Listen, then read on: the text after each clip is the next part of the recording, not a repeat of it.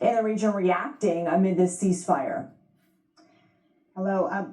Gulf nations have certainly welcomed this ceasefire in terms of the fact that they were facing frequent drone strikes, which were causing physical damage and also huge economic disruption in the region. But everyone is extremely cautious in whatever optimism they may have that these talks will result in a ceasefire that's more permanent or would offer an end to this conflict. And trust in the region has been violated. The Gulf states were taken by surprise when Iran started targeting them, when they weren't actively carrying out strikes against Iran. That has violated trust in the region. And then there's the Strait of Hormuz. The Gulf states insist that the strait be reopened, that there not be any sort of toll collected by Iran. But the strait is Iran's big bargaining chip. So they may use that in negotiations or as part of continued conflict, potentially. These nations are all taking stock of the situation and assessing what lessons they should learn about the threat of drones as well. And also how dependable the U.S. is as an ally, because this has caught everybody off guard in the region. And there's a real sense that there needs to be a recalibration going forward. What are you hearing about how European NATO countries are feeling about the war at this point and the fact that traffic has been choked up at the strait?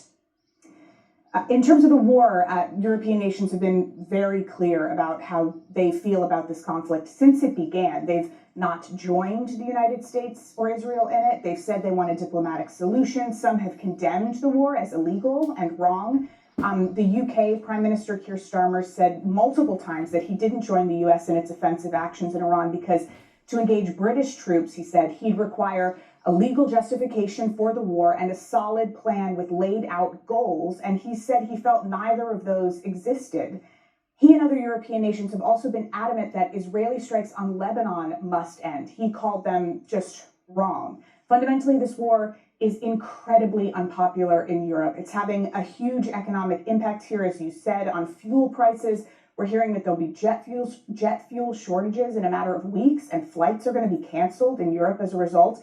But also, many people here fundamentally just think it's wrong. It's soured and already souring view that these countries have of the United States and of President Trump. And countries here are recalibrating for a future where they're much less dependent on the United States. Haley Ott, thank you. CBS News national security contributor Joe Zacks joins us now. He's also the former deputy assistant director of the CIA for counterterrorism and currently serves as an adjunct fellow for the Foundation for Defense of Democracies. Thanks for joining us. There have been some reports that Iran intends to charge a toll on ships to cross the Strait of Hormuz. What kind of implications would that have?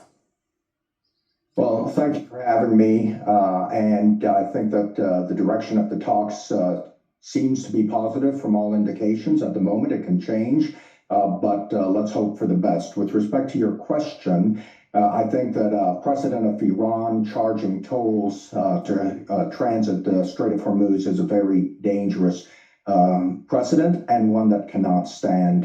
From a geopolitical, geoeconomic perspective, it will certainly increase the cost of oil as well as fertilizers and other goods that transit the strait. But most importantly, it's an international waterway that should have free passage to all. And it could set a very dangerous precedent for other countries to try to charge tolls in other international waterways. So this, I think, is a serious situation, and it really cannot stand. And I believe that the Trump administration fully understands that, and that will be a significant point in the discussions that are ongoing. Also, it's interesting to note that the Iranians, for those vessels that they have charged tolls to, it seems as if they've used either cryptocurrency or the Chinese currency for the passage tolls. And that, too, is, from a strategic perspective, in my opinion, something that cannot stand.